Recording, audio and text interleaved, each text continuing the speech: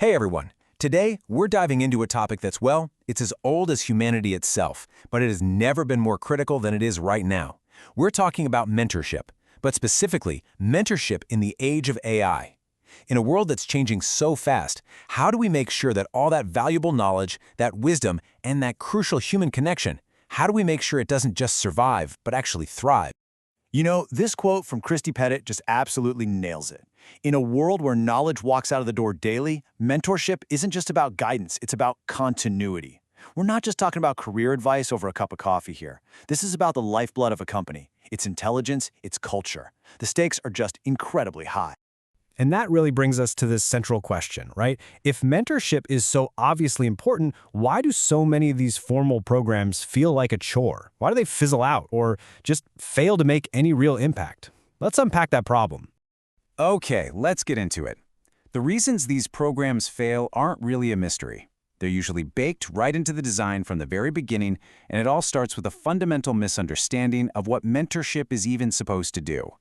And this right here is the core of it. On one side, you have the program in a box. It's this siloed, separate thing that HR runs. But on the other side, you have a true mentorship culture where sharing knowledge is just woven into the fabric of how people work every single day. The problem is, most companies are still stuck on the left side of this picture. And here are the usual suspects, the classic ways these things go wrong. Programs get way too complicated. They're treated like a niche add-on, not a core business function. There's no clear why, no clear purpose.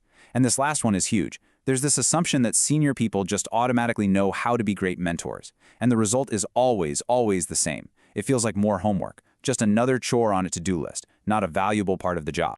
So the big question is, how do we fix this? And how do we do it at scale? Well, the solution isn't about forcing connections. It's about engineering the right conditions so that authentic connections can happen all on their own. And that requires a totally new approach.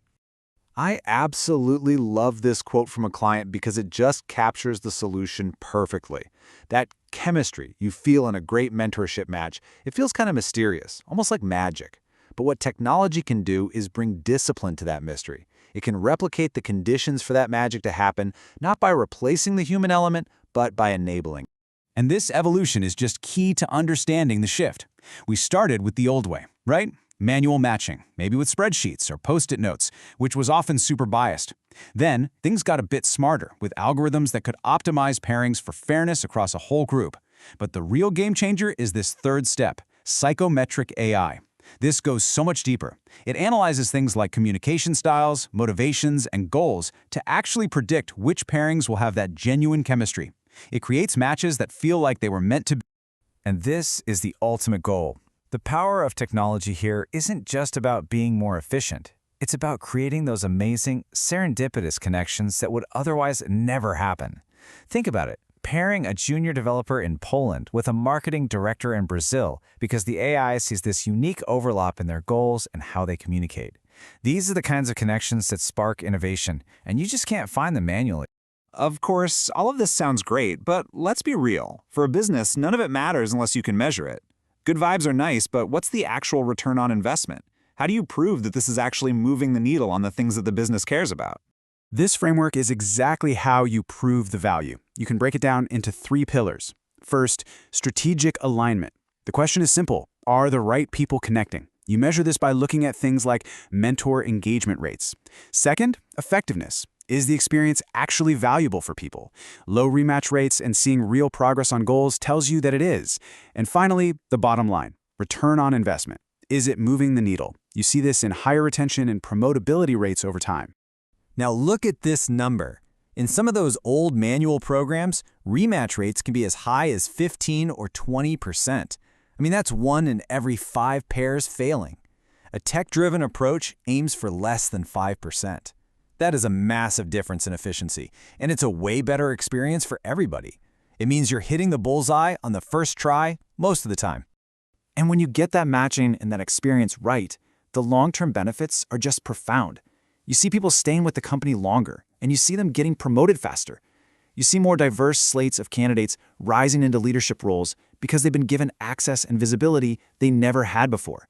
And you see the whole organization just learn faster, whether that means adopting new AI tools or navigating a huge merger. So what's the single most important idea to take away from all of this? It's a fundamental shift in how we think about where mentorship fits inside an organization. This is it. Let that sink in for a second. Mentorship is not a nice-to-have perk like free snacks in the kitchen. It is critical infrastructure, just like your IT network or your finance department. It's the underlying system that makes sure knowledge flows, culture gets transmitted, and your people are ready to meet the future. So, I'll leave you with this one question. Take a hard look at how your own organization approaches this. Are you building a robust, scalable system that's designed for continuity and connection, or are you just running another program in a box and kind of hoping for the best? The answer to that could very well define your organization's ability to adapt and thrive. Thanks for watching.